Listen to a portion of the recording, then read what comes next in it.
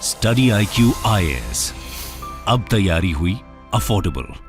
नमस्कार दोस्तों, भारत के लिए एक बहुत बड़ी चिंता की खबर सामने आई और सिर्फ भारत के लिए नहीं, यूएस के लिए, पूरे क्वाड के लिए एक बहुत बड़ी चिंता की खबर है। थोड़ा सा मैं आपको इस मैप के माध्यम से यहां पर पहले दिखाना चाहता हूं।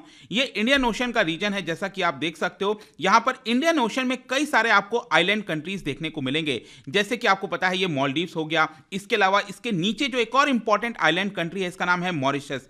और मॉरिशस के काफी नजदीक में ही आप देखोगे तो यहां पर आपको ग्रुप ऑफ आइलैंड कंट्रीज देखने को मिलता है। उसको कहते हैं चागोस आर्किपेलागो। और उसके सबसे इंपॉर्टेंट जो आइलैंड है, इसका नाम है डियागो गार्सिया, जो कि इस समय यूएस के अंडर है। डोंट वरी, कंफ्यूज मत होइएगा, इसके बारे में हम डिटेल से चर्चा करेंगे कि एग्जैक्टली कंट्रोवर्सी क्या है। लेकिन सबसे मेन प्रॉब्लम क्या है कि डियागो गार्सिया के बहुत नजदीक में यहां पर चाइना प्लानिंग कर रहा है कि अपना नेवल बेस बनाया जाए। ये आप खबर देख सकते हो, China looking for naval bases near Diego Garcia. तो ये भारत के लिए क्यों चिंता की खबर है? यहां पर ये जो पूरा मामला है मॉरिशस और यूके के बीच में चागोस आर्किपेलागो को लेकर, वो क्या है, वो सारी चीजें आपको डिटेल से समझाऊंगा। बहुत कुछ जानने को है, चलिए आगे बढ़ते हैं। लेकिन उसके पहले ध्यान रखिएगा, अगर आप यूपीएससी प्रीलिम्स का एग्जाम दे रहे हैं अगले साल 28 मई को, तो यहां पर आपके लिए एक वन स्टॉप सोल्यूशन लाया गया जिसका नाम है SIP प्लस, जिसके तहत आपका जो पूरा इंटीग्रेटेड पढ़ाई है स्टैटिक और करंट अफेयर्स का, वो सभी कुछ 200+ hours of live revision classes में कराए जाएंगे।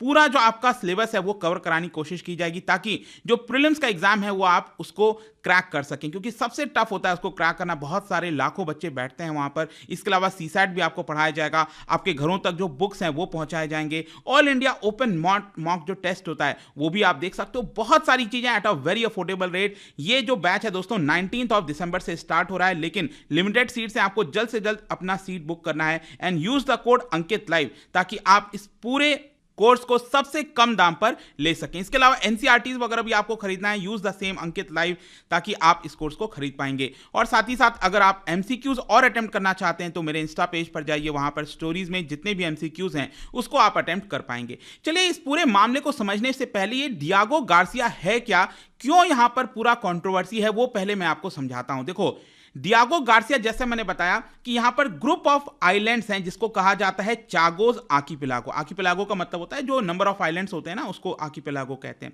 तो यहां पर जो सबसे इंपॉर्टेंट और जो लार्जेस्ट आइलैंड है इनमें से, वो आपको यहां पर मिलेगा, जिसका नाम है डियागो गार्सिया। ठीक है, इनफैक्ट मैं अगर आपको बताऊं तो ये जो पूरा चागोस आर्किपेलागो है वो किसके अंडर में आता है? ये आता है आपका यूके के अंडर में, और इसको यूके कहता है British Indian ocean territory, BIOT।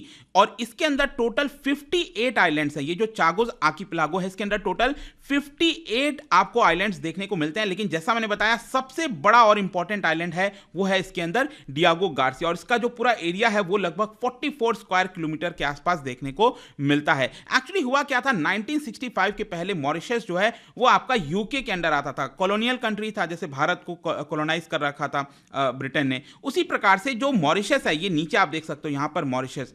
तो क्या किया यूके ने, जाते जाते 1965 में क्या किया यूके ने, ये जो चागोस आर्किपेलागो है उसको मॉरिशस से अलग कर दिया।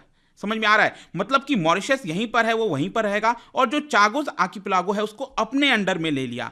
और 1970s में यहां पर यूएस और यूके के बीच में एग्रीमेंट हुआ कि यूएस अपना नेवल बेस डियागो गार्सिया में बनाएगा। ठीक है, तो काफी बड़ा आपको नेवल बेस वहां पर नेवल बेस देखने को मिलता है। और यहां पर इसका इंपॉर्टेंस क्या है, देखिए, इस पर्टिकुलर नेवल बेस के माध्यम से यूएस ने बहुत सारी लड़ाइयां लड़ी हैं, जैसे कि यहां पर पर्शियन गल्फ वॉर हो गया 1990 में, यूएस लेड जो स्ट्राइक्स किया गया था अफगानिस्तान के अंदर 2001, जो 9/11 वाला हादसा हुआ था उसके बाद से, इराक वॉर 2003 हो गया। बहुत सारी लड़ाइयां यूएस ने इस पर्टिकुलर आइलैंड के मदद से लड़ी हैं। लेकिन हुआ क्या था कि 1970s में ही यहां पर बहुत से जो लोग रहते थे चागोस आर्किपेलागो में, जो ट्राइबल पीपल रहते थे, उनको यहां से हटा दिया गया यूके के द्वारा। यूके ने उन सभी लोगों को यहां से वापस भेज दिया और कहा कि आप मॉरिशस, कुछ लोग मॉरिशस चले गए, कुछ लोग यहां पर जो आप आइलैंड देख रहे हो सीशल्स चले गए, और कुछ इनमें से यूके चले गए। लेकिन ऑब्वियस सी बात है ना कि अगर वो लोग वहां पर गए हैं तो धीरे धीरे आगे चलकर जो उनके वंशज होंगे, बच्चे होंगे, वो डिमांड करने लगेंगे कि नहीं, हमें अपना एंसेस्ट्रल होम जाना है, वापस जाना है।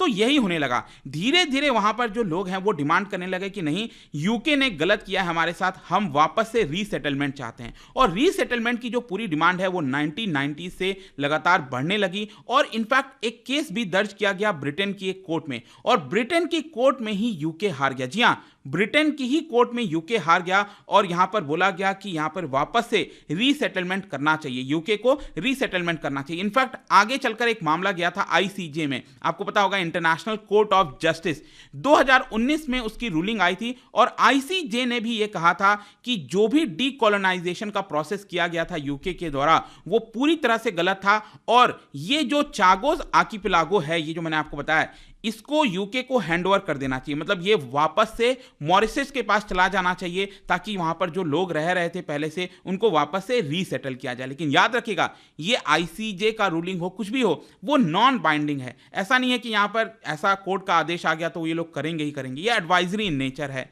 और अभी प्रेजेंट में मैं आपको बता दूं कि डियागो गार्सिया में यहां पर कोई नहीं रहता, मतलब जो पहले ट्राइबल पीपल रहते थे उनमें से कोई नहीं रहता। अब क्या रहते हैं, 4000 के आसपास जो यूएस की मिलिट्री है, जहां पर कॉन्ट्रैक्ट वर्कर्स हैं, वो वहां पर सेटल्ड हैं डियागो गार्सिया में।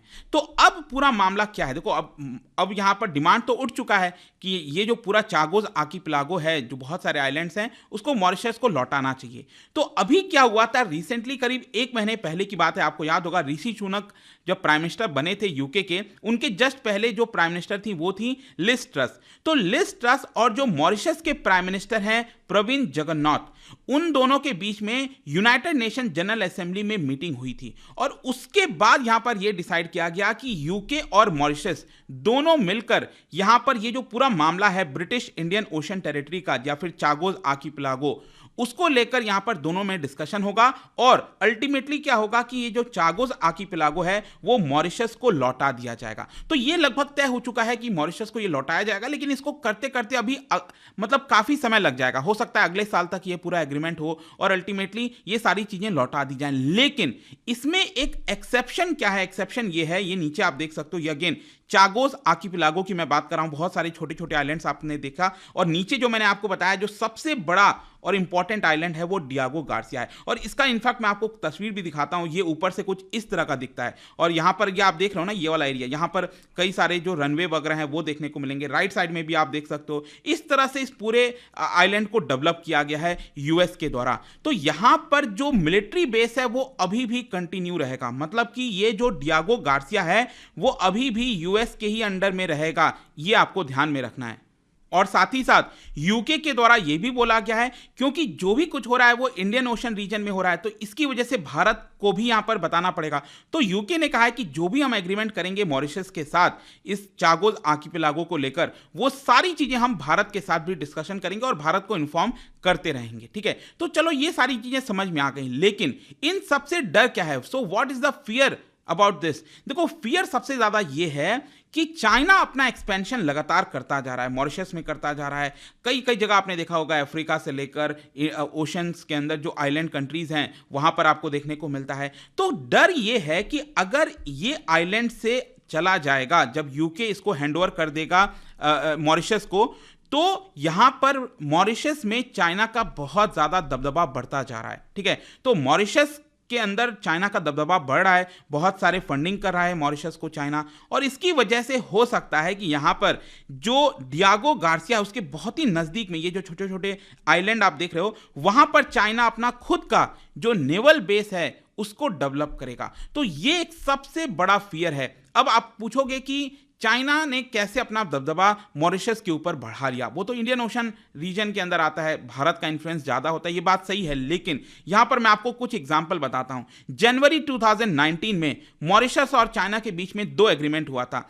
पहला एग्रीमेंट ये था कि चाइना जो है वो ग्रांट प्रोवाइड करेगा। अल्टीमेटली चाइना क्या करता है, बहुत सारे पैसा दे देता है किसी देश को, वहां पर इंफ्रास्ट्रक्चर डेवलप कर देता है और एक प्रकार से डेट ट्रैप में ले आता है। तो वैसा ही किया एक प्रकार से। सबसे पहले यहां पर चाइना ने लगभग 100 मिलियन रेमेनबी, ये जो वहां की करेंसी है ना चाइना की, वो यहां पर मॉरिशस को देने का निर्णय लिया। और दूसरे एग्रीमेंट में क्या था कि 78 मिलियन रेमेनबी जो चाइना को मिलना चाहिए था वापस, मॉरिशस से, उसको माफ कर दिया। चाइना ने कहा कि चलो हम माफ कर देते हैं आपका ये पूरा जो कर्ज है और हम आपको एक्स्ट्रा 100 मिलियन RMB जो है वो उधार पर दे देंगे। तो आप सोच रहे हो ना यहाँ पर कि किस तरीके से जानबूझकर डेट ट्रैप में फंसाने की कोशिश की जा रही है मॉरिशस के ऊपर। इसके अलावा एक ट्रेड एग्रीमेंट किया गया 2019 में, अक्टूबर के महीने में चाइना और मॉरिशस ने फ्री ट्रेड एग्रीमेंट साइन किया था। And let me tell you कि ये अफ्रीकन कंट्री के साथ पहला फ्री ट्रेड एग्रीमेंट है चाइना का। अब आप में से कई लोग सोचोगे कि मॉरिशस तो यहां पर आता है, तो क्या ये अफ्रीका के अंदर है? जी हां, इसको ईस्ट अफ्रीका का पार्ट माना जाता है मॉरिशस को, ठीक है। तो अफ्रीका के किसी देश के साथ ये पहला फ्री ट्रेड एग्रीमेंट था चाइना का, जो कि चाइना ने 2019 में कर लिया। और बताया जाता है कि इसकी वजह से $3 ट्रिलियन का जो मार्केट है वो क्रिएट होगा। इसके अलावा by the end of September 2022 Mauritius का जो एक्सटर्नल डेट है आप देख सकते हो वो बढ़ गया और ये चला गया $180 बिलियन। आप सोच के देखिए, ये छोटा सा आइलैंड कंट्री मॉरिशस, उसका जो टोटल डेट है इट इज $180 बिलियन। भारत के पर्सपेक्टिव से बहुत ज्यादा नहीं है, लेकिन मॉरिशस जैसे छोटे देश के लिए बहुत ही ज्यादा है। और यहां पर बताया जाता है कि बहुत सारा जो पैसा है, उधार है, इंटरेस्ट है, वो मॉरिशस यहां पर देने में चुका देता है। और इसके अलावा यहां पर आप देख सकते हो जो टोटल चाइनीज इन्वेस्टमेंट अगर हम देखें मॉरिशस के अंदर 2020 तक के एंड में, तो ये $887 मिलियन पहुंच गया और ये लगातार बढ़ते जा रहा है। एंड एज ऑफ टुडे अगर आप देखोगे तो मॉरिशस जितना भी इंपोर्ट कराता है अपने देश के अंदर मॉरिशस, ठीक है, उसमें से 18% वो अकेले चाइना से कराता है। और बताया जाता है कि अगले साल ये 25% तक पहुंच जाएगा। मतलब आप जितना भी इंपोर्ट करा रहे हो उसका 1/4 एक ही देश से करा रहे हो। तो इसी से आपको समझ में आता है कि कितना ज्यादा डिपेंडेंट है मॉरिशस चाइना के ऊपर। और इसी की वजह से भारत के लिए एक बहुत बड़ी चिंता की खबर है, क्योंकि ये ग्रेट गेम बनता जा रहा है। देखो, ग्रेट गेम अफगानिस्तान में जो भी कुछ हो रहा था ना, यूएस और रशिया के बीच में वो जो भी प्ले हो रहा था उसको ग्रेट गेम के तौर पर देखा जाता था। लेकिन इंडियन ओशन का जो पूरा रीजन है वो अपने आप में नया ग्रेट गेम बनता जा रहा है। और अगर यूके अपनी जो टेरिटरी है, मतलब यूके के पास जो चागोस आर्किपेलागो है, अगर उसकी सॉवरेनिटी मॉरिशस के पास चली जाती है और मॉरिशस यहां पर चाइना को अलाउ कर देता है कि आप एक नेवल बेस वहां पर बना लो, तो ये भारत के लिए एक बहुत बड़े खतरे की घंटी है और कहीं ना कहीं इससे हमें सतर्क होना चाहिए। अदरवाइज जिस तरह से ऑलरेडी आपने देखा है कि इस समय लद्दाख के अंदर, ईस्टर्न लद्दाख के अंदर जिस तरह से चाइना ने प्ले आउट करने की कोशिश की है, चीज़ों को जानबूझकर जंग कराने की कोशिश की है, वो फर्दर आपको इंडियन ओशन रीजन के अंदर देखने को मिलेगा और ये अच्छे संकेत नहीं है। लेट्स सी यहाँ पर क्या होता है, बट आई होप कि इस वीडियो के माध्यम से जो भी कुछ हो रहा है, जो ये पूरा मामला है, वो आपको अच्छे से समझ में आ गया होगा। और जाने से पहले एक इंटरेस्टिंग क्वेश्चन, क्या बता सकते हो कि इन 4 में से कौन से ओशन को हेरिंग पॉन्ड भी बोला जाता है? इसका राइट आंसर आप सबको पता है, मेरे इंस्टाग्राम पर तो मिलेगा ही। वहां पर अगर आप नहीं हो कोई बात नहीं, टेलीग्राम से भी ले सकते हैं इसका सही उत्तर। मैं कई सारे जो एमसीक्यूज हैं वो यहां पर स्टोरीज में डालता रहता हूं। बाकी अगर आपको पीडीएफ चाहिए तो टेलीग्राम पर आइए, अलग अलग सोशल मीडिया पर आप जुड़ पाओगे। और जैसा मैंने बताया था, यूपीएससी का प्रीलिम्स अगर आप अगले साल दे रहे हैं, this is the best course for you, क्योंकि यहां पर अभी भी आपके पास 5-5.5 महीने का समय बचा है। तो इसको क्रैक करना है अगर आपको, ज्वाइन दिस कोर्स। ये अभी स्टार्ट नहीं हुआ है, 19 दिसंबर से स्टार्ट होगा। You still have the time, book your seats now and use the code Ankit live. I hope कि वीडियो आपको पसंद आया होगा। मिलता हूं आपसे next time. Till then, thank you very much, see you soon. Study IQ IAS, अब तैयारी हुई अफोर्डेबल।